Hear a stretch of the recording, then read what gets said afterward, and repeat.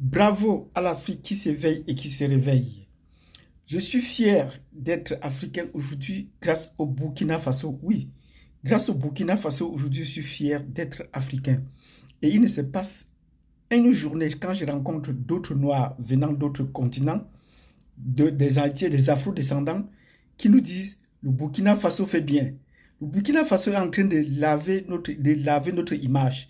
Nous leur disons bravo. Donc, si vous aussi vous êtes fier d'être africain ou fier de ce que Ibrahim Traoré fait au Burkina Faso, mettez-nous de nombreux pouces. Ces nombreux pouces vont également à son encontre. Mettez de nombreux pouces pour lui également. Hier, nous étions fiers d'être africains grâce au Mali, à qui nous disons bravo également. Mais est-ce qu'on peut être davantage fier également pour le Mali? Le Mali est en train de prendre un peu dans la léthargie, oui.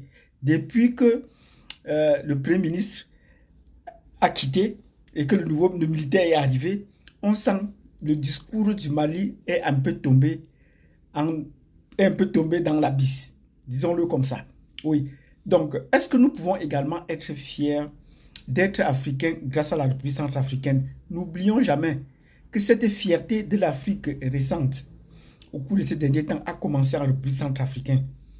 Est-ce que nous pouvons être fiers? Nous demandons donc à la République centrafricaine de nous rendre fiers, comme il a fait au début, en allant en négociation avec la France. Oui, en faisant venir, même pas en allant en négociation avec la France, mais en faisant venir les Russes pour les défendre, pour changer leur régime, pour mettre la fin de la guerre civile. Nous leur disons bravo.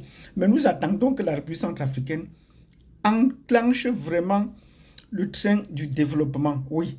Pourquoi la République centrafricaine ne peut pas faire comme le Burkina Faso, voire mieux? Oui, pourtant il possède beaucoup de ressources. Nous nous limitons plus seulement à citer les ressources qu'il y a. Dans nos États, il s'agit de les mettre en valeur. On dit que la République centrafricaine a des coltan, a de l'or, du diamant, ainsi de suite. Au Burkina Faso, on ne cite plus les ressources.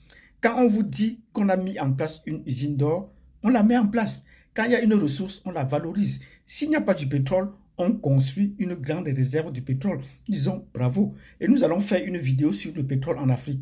Le pétrole en Afrique a cessé d'être une malchance. Le pétrole, désormais, est une ressource sur laquelle on peut compter. Et nous allons dire bravo.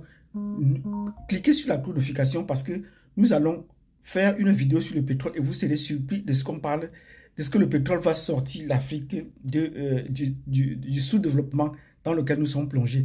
Donc nous disons bravo au capitaine Ibé, bravo à Assimi Goïta, bravo et également à la République centrafricaine, mais nous attendons qu'elle se réveille encore.